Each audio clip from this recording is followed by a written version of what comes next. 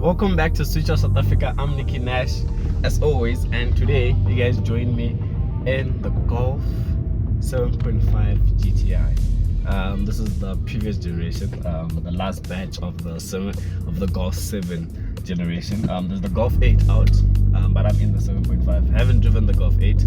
I will drive that hopefully sometime. But let's speak about the car we're in today. So we're in the 7.5 GTI, and off the bat, I've driven the previous gen, not the previous, but the pre-facelift, the 7. And it's the first time I'm driving a 7.5, and honestly, it is kind of the same thing. Just that because it's the facelift, obviously, better screen, better, it has a digital instrument cluster.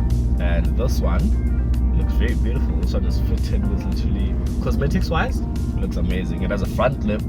It's lowered front and back. It has spaces. You guys should be seeing overplay videos of that. So the car looks amazing from the outside. It has going to the rear. It has a diffuser as well.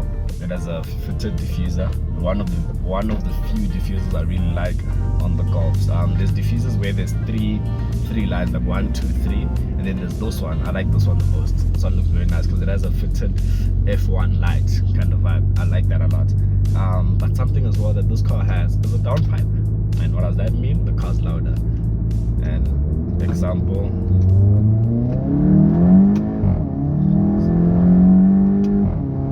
Yep. I like that. The car does pull. But because I am kind of used to the power of this vehicle, it's not shocking me that it's pulling.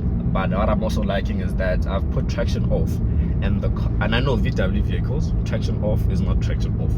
It's off, but the car will still intervene here and there. But with this one, it's giving me it's giving me the feel of traction is fully off, and I know it's not fully off. Like I'm a downshift. Let's look behind. There's nothing behind me. So I'm in gear 1. I'm gonna pull, lag, sliding, 2. Keeps pulling. So I do like that about the car. That's enough. And something that VW knows very well is their gearbox, the DSG gearbox. It's one of the best gearbox I've driven. After the PDK and dual clutches, after the PDK from Porsche. But this is one of the best gearboxes because literally when I press here, the car, when you're pulling, when you press, the car's changing, but it's actually quicker when you use the gear lever, so I've been told, and I have tried it before. It's way quicker when you use the gear lever. Let me just do a U-turn here, and then we go back on the very nice road that I'm on. There's just the power. Let's go more to the power, and then let's want to speak about the drive of the vehicle. So in eco mode and all of that, the car drives in neutron drive. It's in drive right now. Drives nicely. You can daily drive this vehicle. People daily drive this vehicle because it's so easy to daily drive it, and that's what I like about this vehicle. If you want to daily drive it, you can daily drive it. If you want to put the car into manual, drop a gear, drop another gear, put your foot down, can give you that, and you're in a sports car again.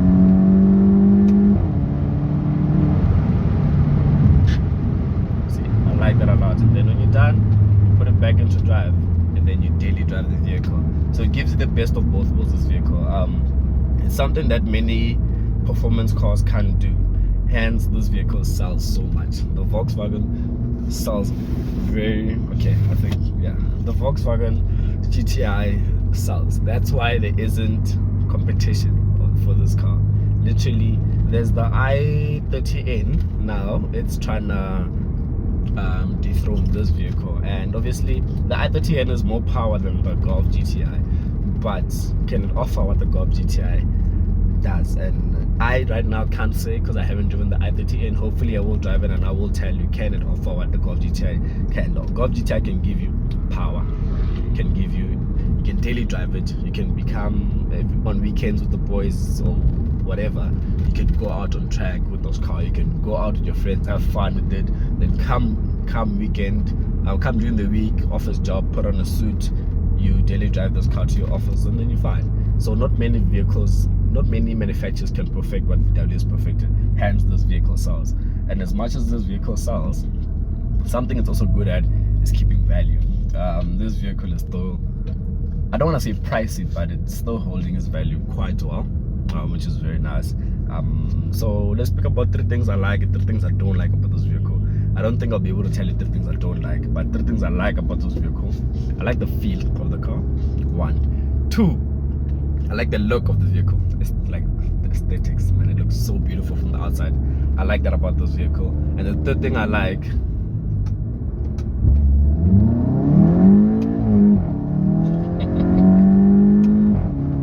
is that the pipe.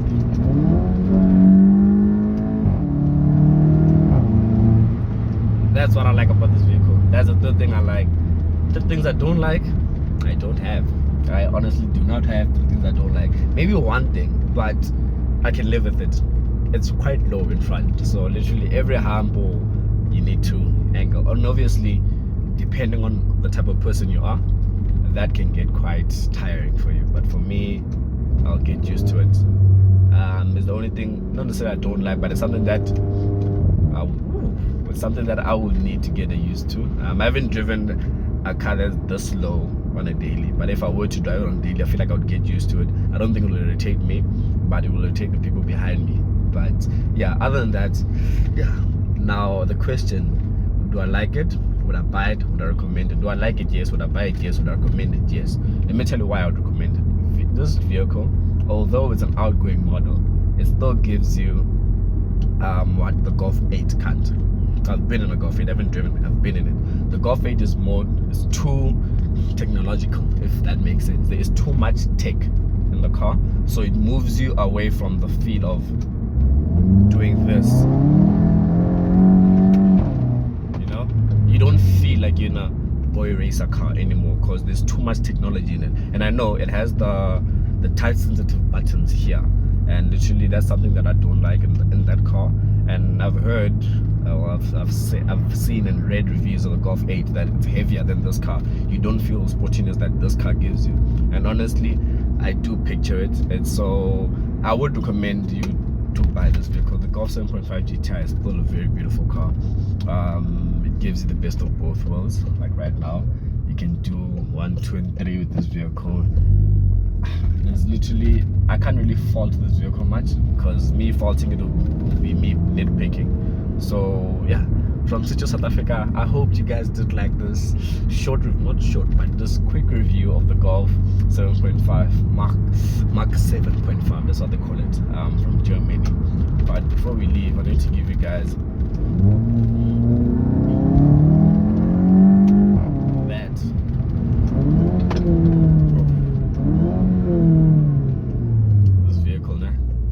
gives you so much pleasure driving it.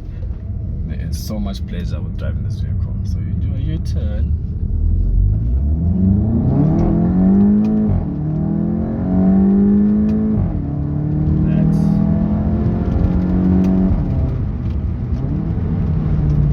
So yeah, from Studio South Africa, I'm Nicky Nash as always, and yeah, I'll see you guys on the next one. What is the next one? I don't know if I'm dropping the Polo review before this, or I don't know what's next. It's either no, I don't know what's next. I think I'm gonna drop Polo before this, and then Isuzu's next, the V-Cross. I hope you guys will like that. But yeah, comment down below what you think of this car. Do you like the sound of it? But yeah, see you on the next one.